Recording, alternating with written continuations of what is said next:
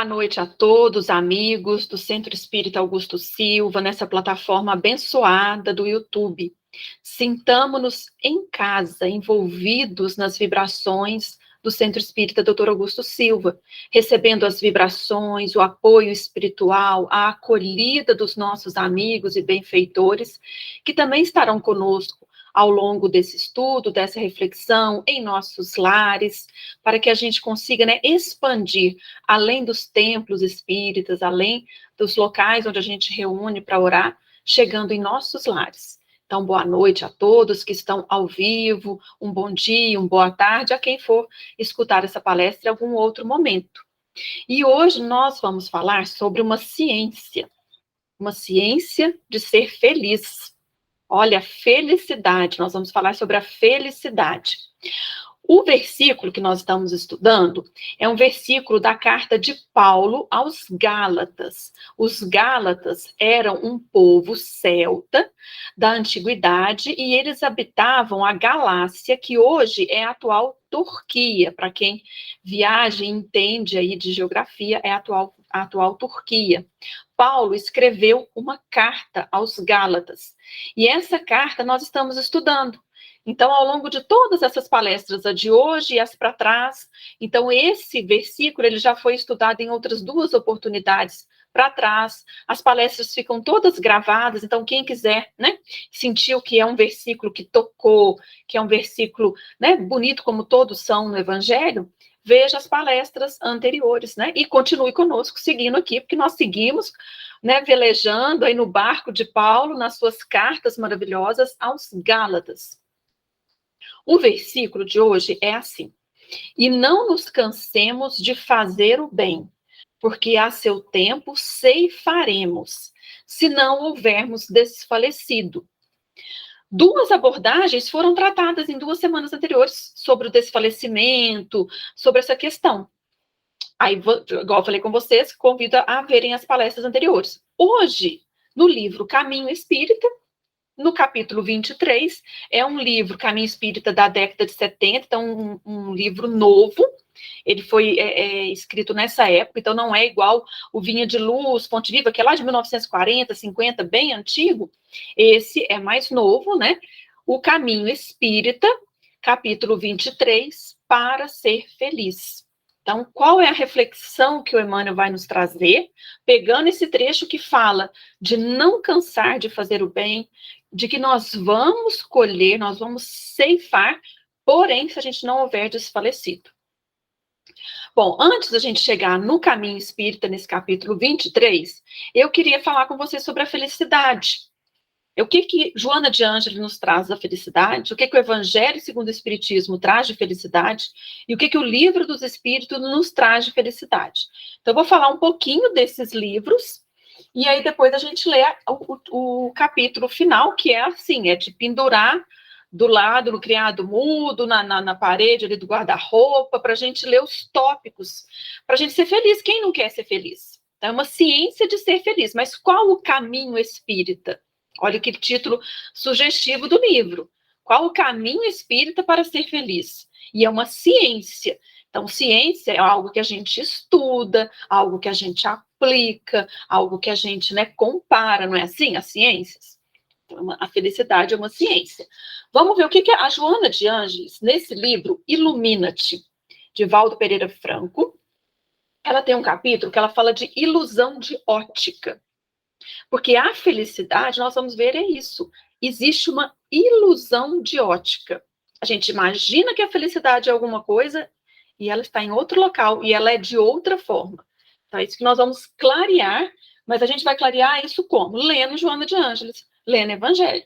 Não é? A gente tem que pegar a literatura espírita, que é riquíssima, e lermos ela. Então, a Joana de Ângeles coloca, no capítulo 8, questão de ótica. Normalmente, considera-se a infelicidade como todo e qualquer acontecimento que contraria o equilíbrio, distorceu o programa elaborado como se fosse o mais importante. Aí nos gera a infelicidade, a tristeza. Porém, nem se ela dá o exemplo, que ela é muito poética, Olha como é que ela fala, o estômago saciado. as burras refertas de valores amoedados. O que é burra? Joana de Ângeles, gente, você lê, ela já é tão bondosa e caridosa que ela já coloca o dicionário do lado, gente, porque a gente não entende o que ela fala. Então, ela coloca o que é burra? Cofre. Então, o estômago saciado, quer dizer, a gente imagina que felicidade é aquela mesa farta, comida, dinheiro e casas luxuosas. Nem sempre conseguem isso proporcionar a real harmonia do espírito. Porque a real harmonia do espírito independe se sua casa é uma choupana ou um palácio. Se você está com a barriga cheia ou não. Se você tem dinheiro ou não. Então, já começamos aí com a visão da Joana de Ângeles, a visão psicológica do Espiritismo que nos traz a real harmonia do espírito independe de coisas exteriores. E, às vezes, aquilo que nos vem, que nós falamos que é o sofrimento, aquilo que nos traz infelicidade, eu estava programado para cá, a vida me virou para lá. O sofrimento, segundo Joana de Ângeles, continuando nesse capítulo 8, é o mestre silencioso que nos ensina a conquista dos valores transcendentes. O que é transcendente? Ela explica para a gente que excede a natureza física. Então, o sofrimento é o mestre silencioso que ensina a conquista dos valores transcendentes que produzem a harmonia, auxiliando a gente ao nosso voo espiritual, auxiliando a nossa subida. Então, felicidade, na nossa visão de ótica, que às vezes a gente imagina que felicidade é isso, então, é termos comida, igual o rico da parábola. Eu estou cheio de celeiro, não sei onde que eu ponho. Ele fala, nossa, então eu vou fazer outro celeiro, porque eu vou comer, beber e me regalar. E aí chega, né, o Senhor das Terras fala, louco, insensato, essa noite vão pedir a tua alma, o que você está juntando? Para quem será? Então ele é chamado de insensato. Então, felicidade, como diz a nossa amiga Joana de Ângeles, constitui a aquisição da consciência em paz, que deflui. O que deflui? Origina-se dos pensamentos retos. Então, pensamento. Então, você ter uma mente equilibrada é a grande felicidade. O seu pensamento reto, não pensar mal, não julgar. O pensamento tranquilo, que é a vida plena. Agora nós estamos aqui ouvindo essa palestra. Então, não fica pensando o que nós vamos comer depois do almoço, depois da janta, se vai dar certo, se amanhã eu vou ter emprego, se meu filho vai chegar em casa. Vamos vivenciar, é a vida plena. Nesse momento, foco nesse momento de entrega a um estudo, de reflexão, de meditação.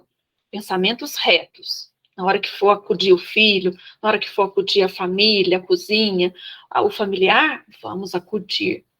Então, é isso que eles ensinam, né? A gente tem que trazer essa coisa do oriental, de uma vida mais. Estou lavando a louça, estou só pensando. A gente lava a louça pensando em mil coisas. Então, a gente não tem o quê? Um pensamento reto, a verbalização correta, porque tudo vem da mente, tudo procede da mente. Se a mente não está equilibrada, eu vou falar, eu vou atropelar tudo que eu estou falando. E ações dignificantes. Então, mente, né? A gente verbalizar e agir. Agir. Então, isso que é felicidade. Quando no começo, a ilusão de ótica, a gente pensa o quê? Não, geladeira cheia, estou com muito dinheiro no bolso e tenho uma casa linda e maravilhosa. Isso, para mim, é felicidade. E, porém, mesmo que você esteja, né, com uma casa, tudo bem materialmente, isso desaparece de um dia para o outro. Tudo pode mudar.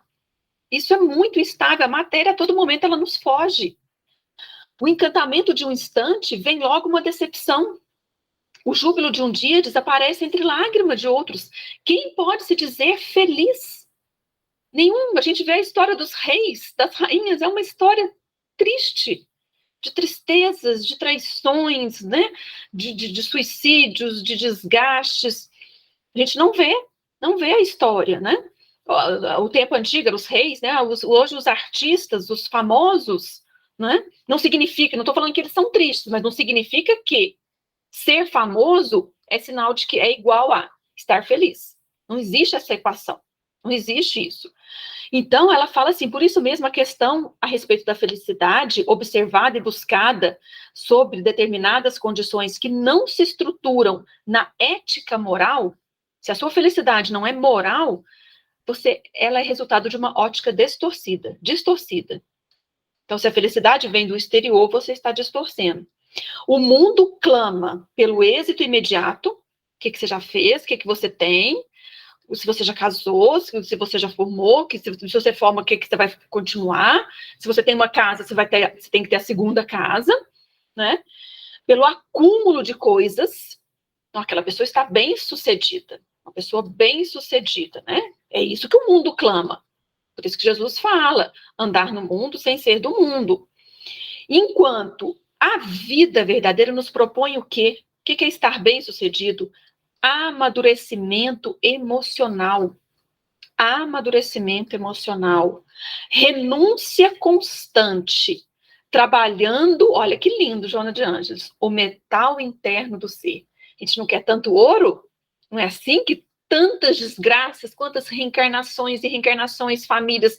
Leiam André Luiz, leiam Dona Ivone, leiam, né, os livros, os romances. O ouro é o metal.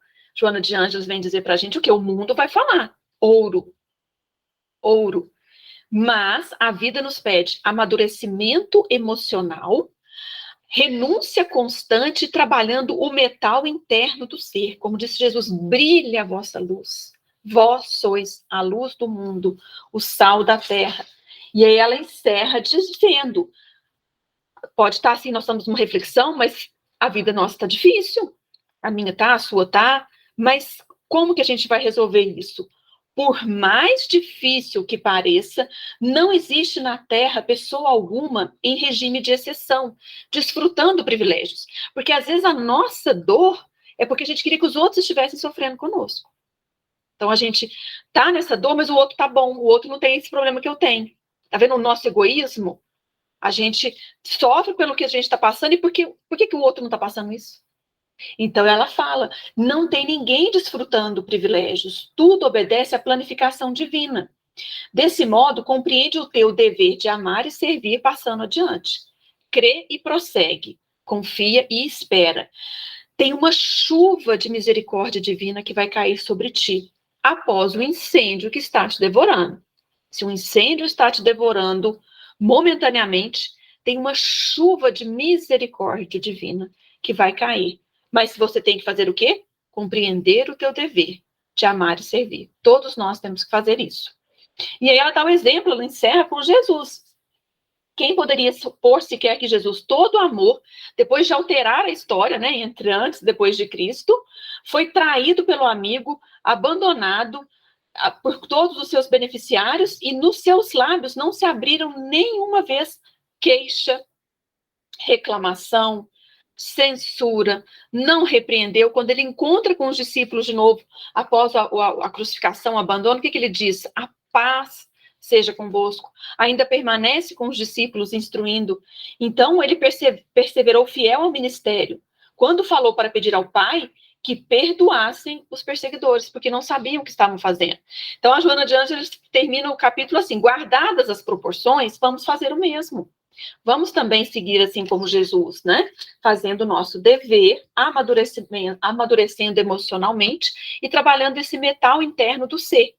E é isso que no livro O Evangelho segundo o Espiritismo, né? Nosso livro querido aqui, no capítulo Bem-aventurados os aflitos, tem uma passagem que diz a felicidade não é desse mundo. Está em Eclesiastes, lá nos provérbios do rei Salomão, que ele diz que a felicidade não é desse mundo. Está no Antigo Testamento.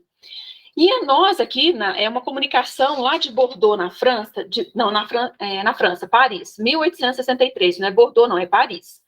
Um cardeal que vem falar sobre uma reflexão sobre a felicidade não é desse mundo. Né? Muitos aqui vão dizer isso, que ele está dizendo, não sou feliz, a felicidade não foi feita para mim. Quase todas as posições sociais, o homem, todas as posições sociais, o rico, o pobre, o mendigo, o homem, a mulher, estão infelizes.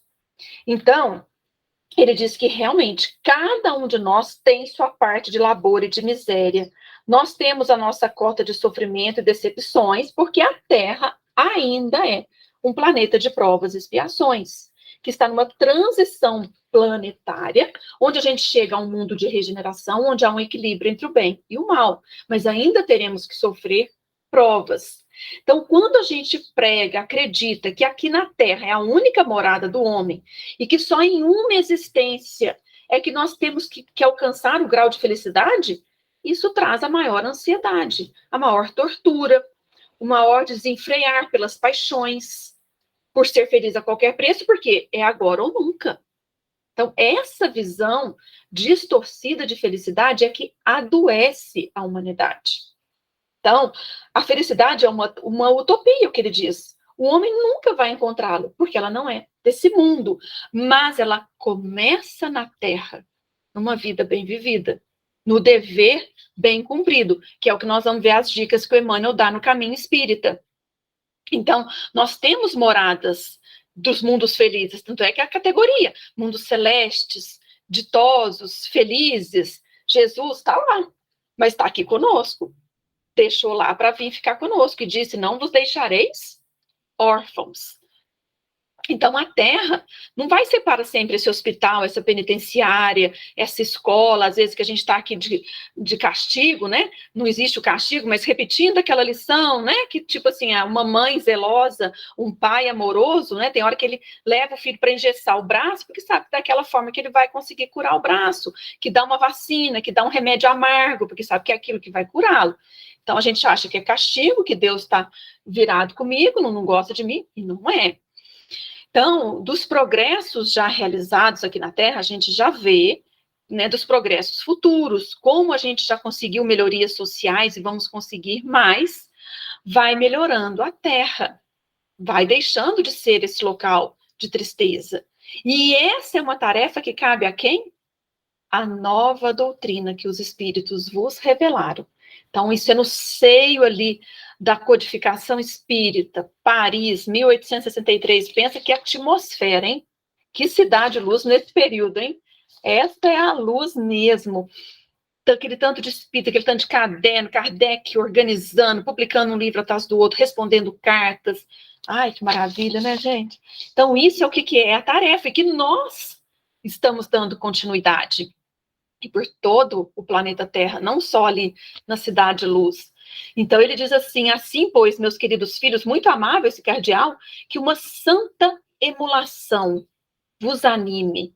Emulação é conseguir superar, que a gente consiga esse bom ânimo. E cada um de vós se despoje do homem velho. É nesse homem velho que carrega as nossas infelicidades. Deveis todos vos consagrar à propagação do espiritismo. Corre-vos o dever de fazer que os vossos irmãos participem dos raios dessa sagrada luz. Olha que bonito o YouTube aí, ó, né? Quantos inscritos no Centro Espírita Augusto Silva, ativando o sininho, você recebe ali, ó, hoje é quarta-feira, tem a palestra, vamos, né, vamos orar, vamos refletir, vamos nos unir em família. E ela diz que nessa reunião solene, todos os vossos corações aspirem a esse grandioso objetivo de preparar para as gerações por vindouras um mundo onde já não seja vã a palavra felicidade. Olha que bonito que ele encerra, né? Aonde não seja vã a palavra felicidade. Só que aí a gente chega no ano 2000, Joana de Ângeles vem escrever um livro No Rumo da Felicidade. E o que a Joana de Ângeles encontra de cenário sociológico, econômico, religioso? Uma ânsia incontida no ser humano pela aquisição da felicidade, cuja busca é inerente ao espírito, constituindo-lhe motivação para lutar, para enfrentar desafios. É o nosso instinto de conservação, não é? A gente quer ser feliz.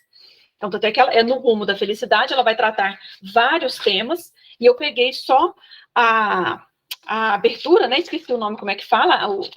O prefácio, né? No Rumo da Felicidade, que ela escreve na Bahia no ano 2000, 19 de julho de 2000, então a gente vê que aqui nós estávamos em 1863, chegamos no ano 2000, o cardeal está assim, né? Propaguem a doutrina, sejam raios de luz, para que a palavra felicidade não seja vã nos tempos futuros. E como que nós estamos, então, hoje? Infelizmente, diz Joana de Ângeles, permanece a ideia de que a felicidade é uma conquista de posse. Se você não tem uma posse, você não é bem sucedido exteriormente, você não está feliz. Então, é a ideia que permanece no mundo, que favorece o prazer e o gozo inexaurível, que se alteram conforme as necessidades, mudam de apresentação quando saturam e deixam o vazio existencial. Porque justamente o comer, o vestir, os luxos, eles não saciam. Está sempre mudando, tanto é que não tem a moda. Não muda tudo, que come, que veste, que tinha que usar de casa, que tinha que fazer. Porque o quê? Porque essas necessidades são da matéria, e a matéria a gente não consegue, ela não é da nossa essência. E isso ela fala que é a herança do hedonismo. O hedonismo é uma cultura, uma filosofia, né, de vida, de que é o prazer como bem supremo. Doa quem doer o prazer. Eu sou uma hedonista, então eu quero um prazer meu. Não interessa se o outro vai ser prejudicado ou não. Eu primeiro. Então, essa é a herança do hedonismo trabalhando as mentes e alimentando os corações. Então, esse é uma conjuntura atual que a Joana de Ângeles nos traz. E faz sentido, não faz? A outra, aqueles que advogam o sofrimento como forma de felicidade. Tormentos masoquistas, aí é a herança do nosso passado medieval, que a gente pretendia odiar a terra, os seus valores, porque é só no reino dos céus. Então, nossa, estou sofrendo muito, mas a felicidade vai chegar no céu que me aguarda. Então, olha como que ficam, né, duas visões distorcidas. Então, ela fala, sem ficarmos nos alongando em considerações filosóficas em torno da felicidade, consideramos o que se vive na atualidade. Olha, o ano 2000, nós estamos em 2022, olha o que ela diz. O período em que a cultura do corpo, que proporciona narcisismo, exibicionismo, é o foco atual da felicidade. Esquecem-se esses aficionados na forma física que nós vamos envelhecer, que é a máquina física. E aí ela fala que esses fenômenos degenerativos, os impositivos da idade cronológica, a pessoa acha que a felicidade é deter isso, né? Eu não quero parecer a idade que eu quero fugir de me ver e ver as marcas do tempo, as marcas de uma existência que tem que ser laboriosa, vivida, sulcada, como a gente vê nesses homens, né, no Paulo de Tarso, quando ele sai de Cesareia, né, aquele homem envelhecido, mas aquele homem alquebrado, mas aquele homem iluminado. A gente vê isso nas almas. Todos nós conhecemos almas que estão, assim, numa idade, né, avançada, mas que você vê que sulcou ali com uma vida de exemplo, uma vida vivida. Mas nós, na atualidade, achamos que felicidade não. É quanto menos os fenômenos degenerativos da idade, os impositivos da idade cronológica eu quero esconder. E aí depois ela determina o inevitável encontro com a morte. Então esse corpo vai morrer, vai danificar, vai enferrujar. É da lei.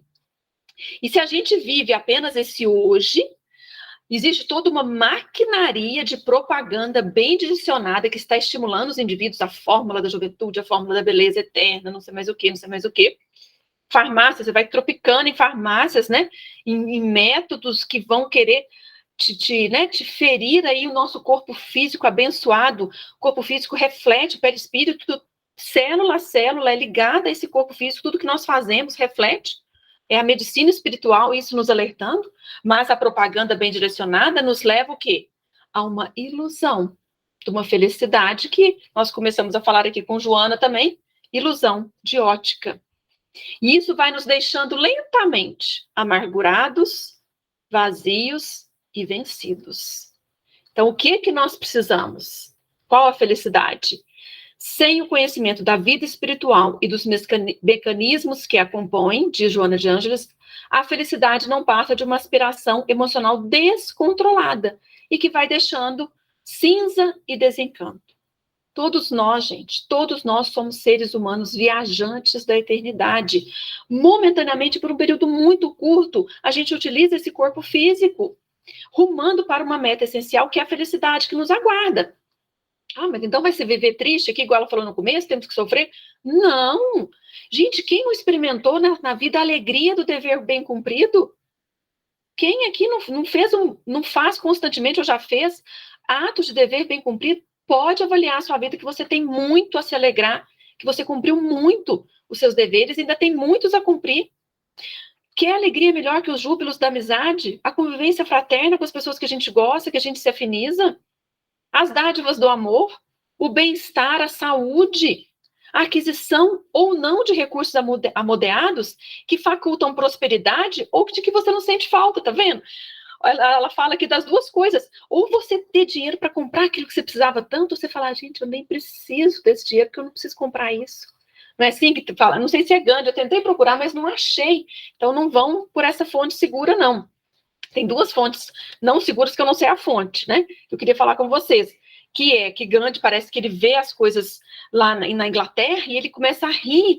E eles falam, nossa, você pode levar tudo isso para você. Aí ele ri e fala, nossa, o quanto de coisas, assim, numa cidade, né, materialista ali, de coisas que eu estou vendo e que eu não preciso. E que realmente te dá aquela paz, que você não precisa de tanto dinheiro, porque você tem uma paz, que você não precisa daqueles recursos amoedados.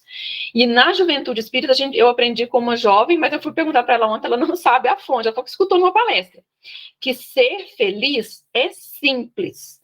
O difícil é ser simples. Muito bacana. Quem fez, quem escreveu isso, pensou, tá com Joana de Andes aqui, tá com o Evangelho, tá com Jesus, porque é isso. Então, são essas salutares conquistas que compõem o quadro de uma felicidade relativa. Sabe, é pôr a cabeça no travesseiro e passei aquele dia de lutas, obstáculos, venci, vacilei, levantei, refiz, mas a gente está na luta. Então, tudo isso que a gente vai lutando, a Joana de Anjos termina assim, eliminando os vícios, as paixões, as ansiedades. Ela fala que a gente tem que conseguir essa felicidade sem jaça, sem sujeira, né? Como o cardeal fala, uma felicidade onde essa palavra não seja vã. E o Gandhi, que eu fui procurar coisas sobre Gandhi para ver onde que estava essa fonte de que foi ele mesmo que disse isso, e ele diz que felicidade é quando o que você pensa, o que você diz e o que você faz estão em harmonia. Viram a Joana de Ângeles falando ali? Que ela fala que a gente tem que ter esse amadurecimento emocional, trabalhar internamente o metal do ser, que a gente tem que ter a nossa mente bem direcionada, o pensamento reto, que ela fala, né? O pensamento reto, as ações edificantes, uma mente, né, ativa. Tudo está conectado, né? O que Gandhi fala, o que Joana de Ângeles fala, que o que o Evangelho segundo o Espiritismo fala, tudo conectado. Aí nós já vamos passar para o caminho espírita, mas sem antes falar do Livro dos Espíritos, que é a questão 922, que é uma questão muito importante na doutrina espírita. Kardec estuda na última parte, na quarta parte do Livro dos Espíritos, das penas e gozos terrestres. E ele começa dizendo felicidade e infelicidade relativa. Então, no 920, Kardec pergunta, podemos gozar de completa felicidade na Terra? Não, porque a vida foi lhe dada como prova ou expiação. Então, nós não vamos ser felizes. Porém, o que a gente pode fazer? Suavizar os males e ser feliz tanto quanto possível na Terra, como amizades, bem-estar, saúde do corpo, alegria de servir, dever bem cumprido, tudo isso. A gente suaviza os males, porque se está difícil, mas se eu tenho amigos, se eu tenho fé, esperança, se eu tenho um trabalho voluntário, o fardo fica mais leve. Então a gente suaviza, porque virão as expiações e as provas. Aí ele pergunta assim: concebe-se que o homem será feliz na Terra quando a humanidade estiver transformada. Mas enquanto isso não verifica, poderá conseguir uma felicidade relativa? Então Kardec pergunta: eu sei que é difícil, nós estamos num planeta meio ruimzinho aqui, o negócio tá bom para nós não, mas dá para, né, ter uma felicidade relativa? O que os espíritos dizem? É direto. O homem é quase sempre o obreiro da sua própria infelicidade. Tudo isso que a gente viu com o Joana de Ângeles aqui. É focar que ou é sofrimento ou é prazer a todo custo. Então, nós estamos sempre sendo obreiros da nossa própria infelicidade. Praticar a lei de Deus, a muitos males se forrará, e proporcionará a si mesmo felicidade tão grande quanto comporte a existência grosseira. É o que eles dizem, que o nosso corpo, a nossa existência é grosseira. Aí a gente chega, então, Kardec insiste mais um pouquinho na questão 922, mas tem como a gente ter uma soma de felicidade comum a todos os seres? Porque às vezes a felicidade para mim é uma coisa, para vocês que estão assistindo é outra. O que vai te tornar feliz, me torna infeliz, e assim é muito relativo. Aí ele pergunta, então vem uma resposta clássica da questão 922, que é o seguinte: se queremos ter uma felicidade com relação à vida material, tenha a posse do necessário. Aí o necessário é algo que a sua razão vai julgar. Pode ser necessário para mim um avião e para outras pessoas não ser. Ele pode ser para mim uma rede para dormir, é o necessário para mim e para outras pessoas não ser. Então, isso é o necessário. A posse do necessário. Com relação à felicidade da vida moral, é o quê? Consciência tranquila e a fé no futuro. Então, a fé, essa certeza de que nós estamos aqui de passagem, estamos num momento abençoado, super importante, valoroso, que a gente precisa, sim, né, agarrar com muita alegria de cumprir essa encarnação, tirando uma nota boa na hora de retornarmos para o plano espiritual, para a nossa verdadeira essência.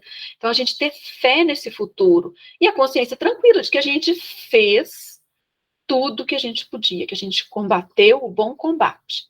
Então, a gente encerra essa palestra, esse estudo, trazendo, então, o caminho espírita para ser feliz. Voltamos, então, na inspiração de Paulo de Tarso aos Gálatas, e não nos cansemos de fazer o bem, porque a seu tempo ceifaremos se não houvermos desfalecido. E olha se vocês não vão recortar isso e colar no guarda-roupa de vocês. Primeiro, a ciência de ser feliz é, primeiro, confia em Deus. Deus é bom, né, gente? O tempo todo. Deus é bom, é justo, é misericordioso, é Pai. A maior revelação que Jesus veio nos trazer é Deus, Pai.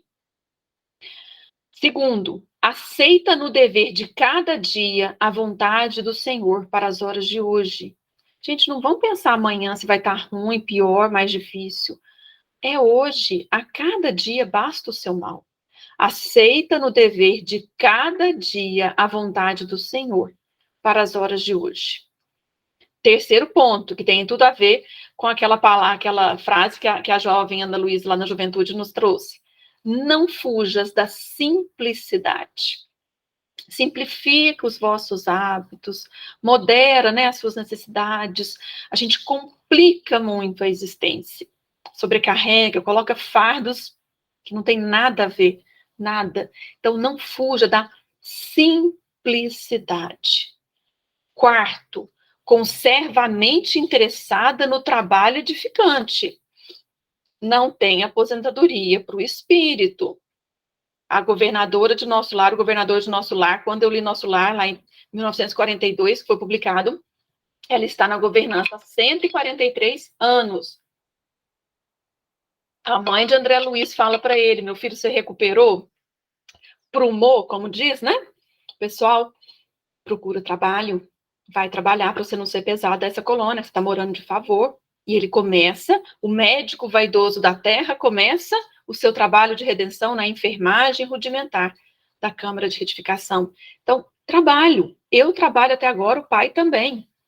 Não existe aposentadoria aqui, né? Nós temos que lutar e batalhar sempre pela aposentadoria do corpo físico, ajudar aquele que pode menos, tá? Isso tem tudo a questão do repouso, o forte trabalhar para o fraco, tá bem? Uma visão bem sociológica ali, bacana no Livro dos Espíritos, a lei de trabalho.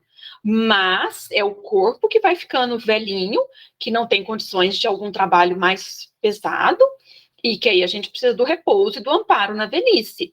Mas a aposentadoria não existe, nem na velhice, nos termos de ser ali uma pessoa idosa que conta uma história, que tem um sorriso edificante, que faz um trabalho manual, que ajuda, que eleva, que ensina, que nós temos muito a aprender, né, com as pessoas mais experientes e vividas.